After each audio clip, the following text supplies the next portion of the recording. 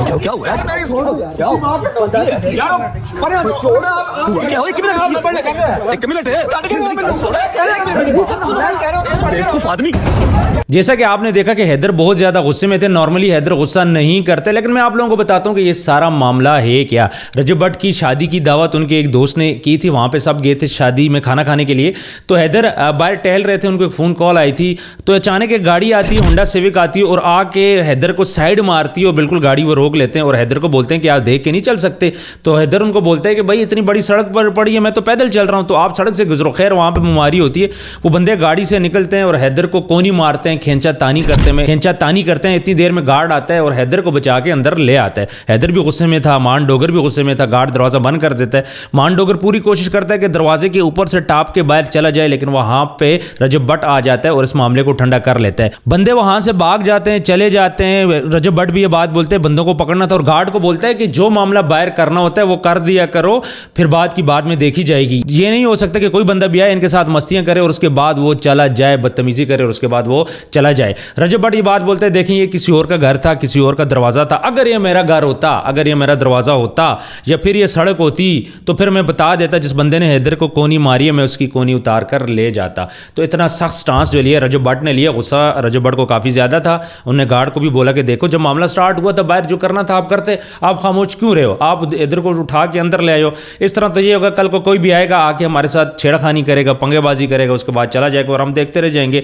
जहाँ पे आज रजब भट्ट लोगों के लिए इतना इंपॉर्टेंट दिन था, उन्होंने अपनी वेबसाइट, अपना एलीट ग्रुप लॉन्च किया, अपने ऑनलाइन कोर्सेज लॉन्च किए जिस पे कई दिनों से मैंने चल रही थी। तो अगर ये सारा सिनेरियो हम लोग देखें तो यहाँ पे हास्तीन बहुत ज़्यादा हैं। और मैंने अपनी पिछली वीडियोज़ में बार बार ये बात बोली थी कि रजब भट्ट या उसके दोस्तों की सिक्योरिटी का जिम्मेदार कौन है।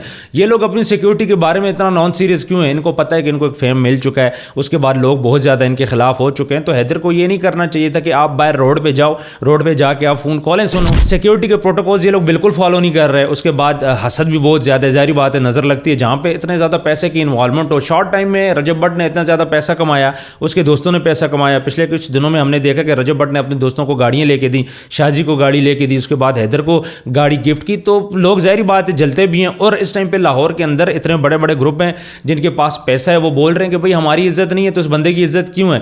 एकदम से ये लो लेवल बंदा इतना ऊपर एक साल के अंदर कैसे आ गया। आज से साल पहले रजब भट्ट कुछ भी नहीं था, इसके दोस्त कुछ भी नहीं थे। तमाम की तमाम सिचुएशन हम लोग देखें तो ये सारी कुछ हास्तीन है, कुछ नज़र का मामला है। लेकिन सारी बातें एक तरफ, सिक्योरिटी की बात एक तरफ। मैंने बार बार सिक्योरिटी का जिक्र किया, अभी भी सिक्योरिटी का मैं जिक्र कर रहा हूँ कि रजब भट्ट और इसके दोस्त इतने नॉन सीरियस क्यों हैं। यहाँ पे जो बंदा इनको को नहीं मार सकता है, जो बंदा इनके साथ खींचातानी कर सकता है, वहाँ पे फैंस की आड़ में किसी किस्म का भी नाखुशगवार वाक़या हो सकता है।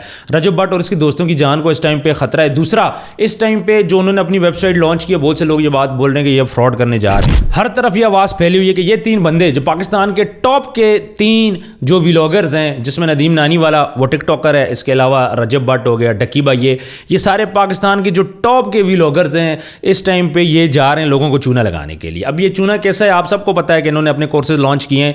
मुझे तो ये लग रहा है कि अच्छे कोर्सेज हैं, इससे कुछ ना कुछ फ़ायदा लोगों को होगा। बड़ी नॉमिनल सी इसकी फ़ीस है, उसके बाद आप जाओ वहाँ से आपने जो सीखने आप सीख सकते हो। अगर रजब भट्ट आज ना होता तो यहाँ पे उसके दोस्तों ने कोई ना कोई हरकत कर देनी थी। वहाँ पे रजब भट्ट ने सबको आसरा दिया, सबको ठंडा किया, लेकिन ये कोई तरीका नहीं है। कब तक ये चीज़ें चलती रहेंगी। रजब भट्ट, उसकी फैमिली, उसके दोस्तों को कब तक निशाना बनाया जाएगा, कब तक उनके लिए प्रॉब्लम क्रिएट की जाएंगी। रजब भट्ट के वालिद और वालदा रजब भट्ट को रिक्वेस्ट कर रहे हैं कि रजब भट्ट प्लीज़ आप पाकिस्तान छोड़ दो, अपनी बीवी को लेके आप चले जाओ पाकिस्तान से बाहर। लेकिन रजब भट्ट इस बात पे अड़ा हुआ कि मैं पाकिस्तान से बाहर नहीं जाऊंगा।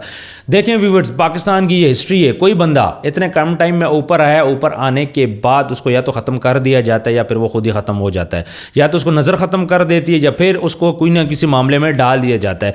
रजब भट्ट जो उसने बड़ी शादी इसकी गुजरी, शादी के बाद उसको बहुत ज़्यादा फेम मिला। शादी से पहले भी फेम था लेकिन शादी के बाद फेम कुछ ज़्यादा ही इनको मिला। उसके बाद इसको जेल भी जाना पड़ा।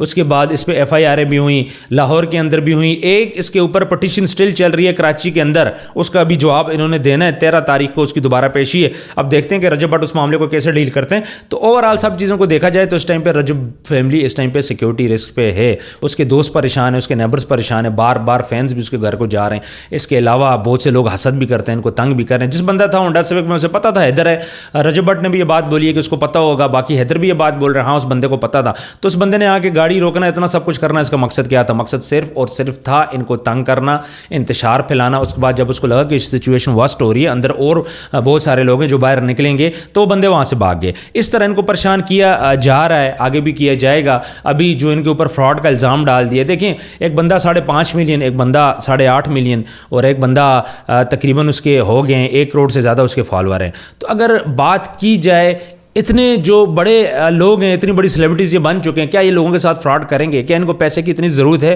کیا وہ لوگوں کے ساتھ آ کے فراڈ کریں؟ کیا یہ لوگ اپنی دکانیں بند کریں گے؟ اتنی بڑی ان کی دکانیں چل رہی ہیں, یوٹیوب چل رہا ہے, ٹک ٹاک چل رہا ہے, ندیم نانی وال نے شاپیفائی سے ٹھیک ٹھاک پیسہ کمایا, تو اتنے بڑے بڑے تھم یہ پاکستان کے بن چکے ہیں, تو کیا ہے اپنی دکانیں بند کریں گے اور کچھ پیسوں کے لیے لوگوں کے ساتھ فراڈ کریں گے؟